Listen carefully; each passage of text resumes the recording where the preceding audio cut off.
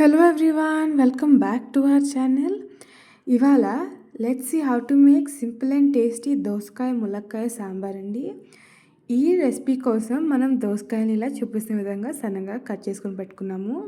ములక్కాయలు, tomatoes, onions, కరివేపాకు and కొత్తిమీర ఈ ఐటమ్స్ ఇలా చూపిస్తున్న విధంగా సన్నగా కట్ చేసుకొని పెట్టుకున్నామండి.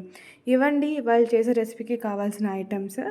ఇప్పుడు ఒక ప్యాన్లో చారు పెట్టుకునే కడాయిలో ఆయిల్ యాడ్ చేసుకొని కొద్దిగా జీరా యాడ్ చేసుకుందాము.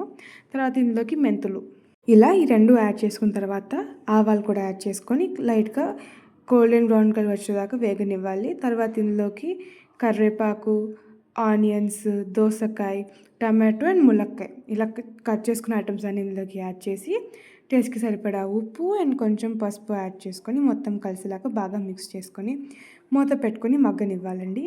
ఈ విధంగా ఉడుకుతున్నప్పుడు ఇందులోకి మనం నీళ్ళు యాడ్ చేసుకుందాము.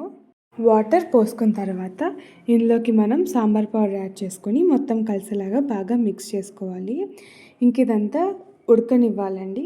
ఇక్కడ చూసారు కదా కొత్తిమీర రెడీగా ఉంది. ఇదేమో కందిపప్పు మనం మొత్తం నానబెట్టుకొని కుక్కర్లో పెట్టుకొని విజిల్స్ వచ్చిన తర్వాత పేస్ట్ లాగా చేసుకొని పెట్టుకున్నాము. ముద్దపప్పు చేసుకుంటాం కదా, అలానే ఇక్కడ ప్రిపేర్ చేసుకున్నామండి. ఇప్పుడు ఈ మిశ్రమాన్ని సాంబార్లోకి యాడ్ చేసుకుంటున్నాము. అండ్ తర్వాత 1 ఫుల్ నిమ్మకాయ అనేది అయితే పిండి పప్పులో కలుపుకోవడం జరిగిందండి. అది సేమ్ అందులోకి రసం గిన్నెలోకి యాడ్ చేసి బాయిల్ అవ్వనివ్వాలి. ఇలా చూపిస్తున్న విధంగా మడుకుతున్నప్పుడు మనం పైన కొరియాండర్తో గార్నిష్ చేసేయాలి. కొరియాండర్తో గార్నిష్ చేసిన తర్వాత ఒక 2-3 నిమిషాలు బాగా కలిపేసి ఇంకా ఉడకనివ్వాలి. చారు ఉడికింది అనిపించినప్పుడు మనం దీన్ని పక్కన పెట్టేసుకుంటే అయిపోద్దండి yummy and tasty sambar recipe. ఇలా ఒక్కసారి ఎప్పుడైనా ట్రై చేయండి. సాంబార్లో చాలా వెరైటీస్ చేసుకొని తింటూ ఉంటాం అండ్ సాంబార్ చాలామందికి ఫేవరెట్.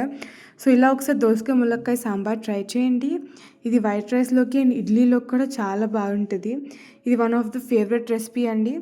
అండ్ ఇలా వేరేలాగా ఎలా ట్రై చేస్తున్నా డిఫరెంట్గా మీరు మీ స్టైల్లో ఎలా చేస్తారు అని మాతో షేర్ చేయాలనిపించిన కింద కమెంట్స్లో చెప్తే మేము కూడా చూసి ఎప్పుడైనా ట్రై చేస్తాము.